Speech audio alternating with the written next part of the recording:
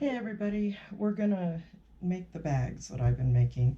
The first thing is you can do these bags any size you want, but I'm using 18 by 18 because I can get a bag out of half a yard and both sides of the bag are the same color.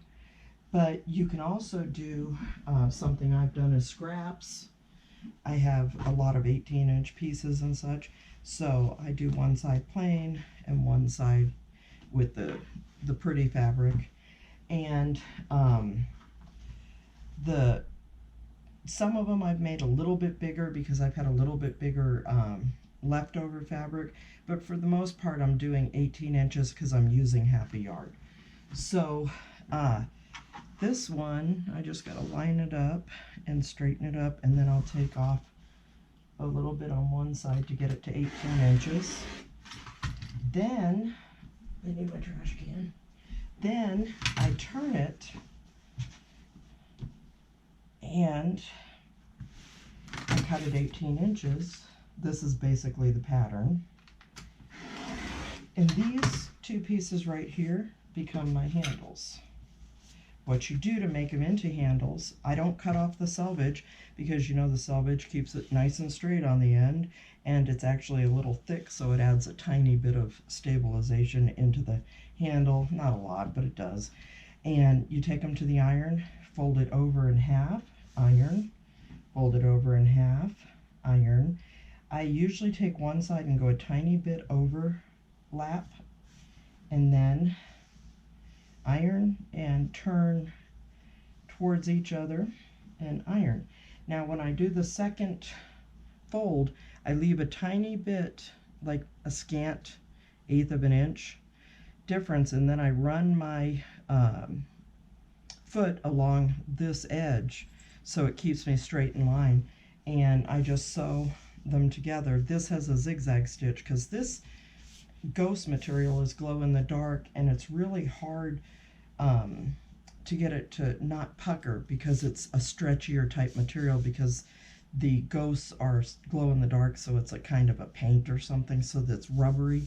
So I used a zigzag on some of these. I use a straight stitch, I use a triple stitch, whatever I feel like using at the time for the handles, and the bags themselves is what I do.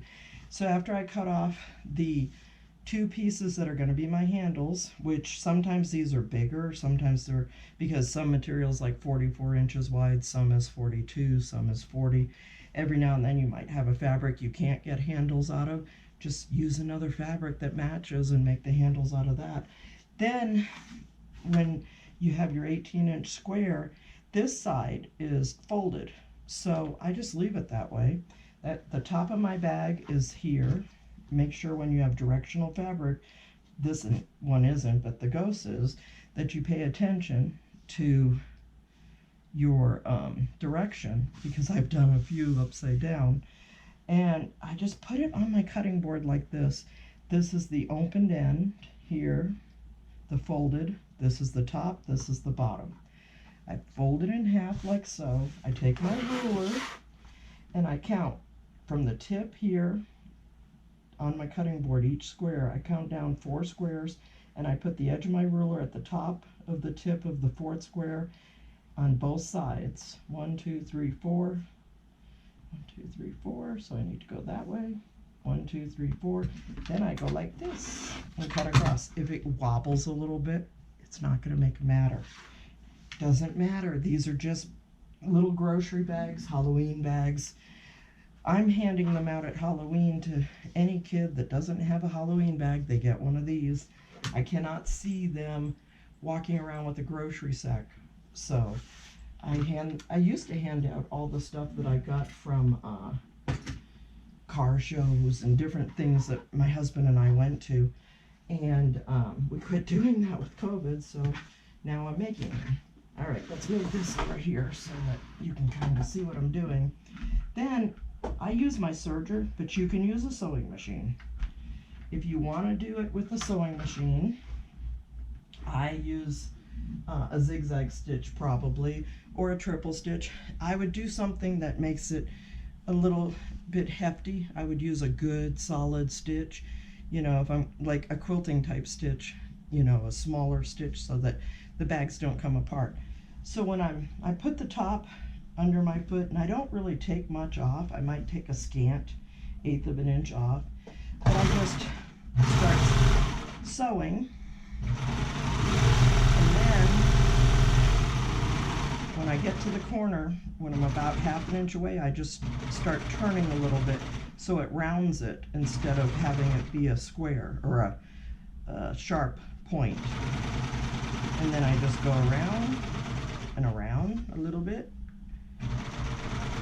come back over, and I'll go to my next corner of the bag, and about 1/2 inch before I get to it, I'll start turning, follow the line, and then turn, and I sew off. Now, if this were a bag that I didn't have cut on the fold, I would just go ahead and sew from one side, go all the way around, and sew up the other side.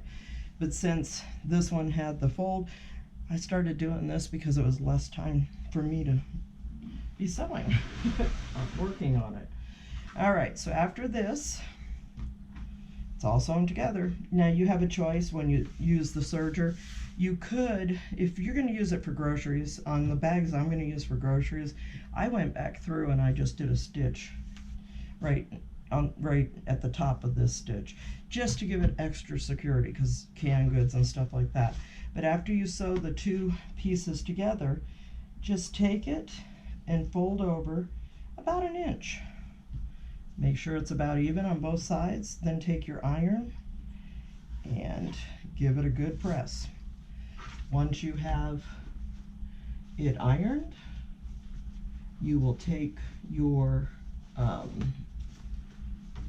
straps and, well, actually, excuse me, once you have that ironed and folded over, you're going to take it to the sewing machine and you're going to sew all the way around it. Then you're going to take your handles, after this seam is sewn down, take your handles, and I take and measure in 5 inches. You can do whatever you want.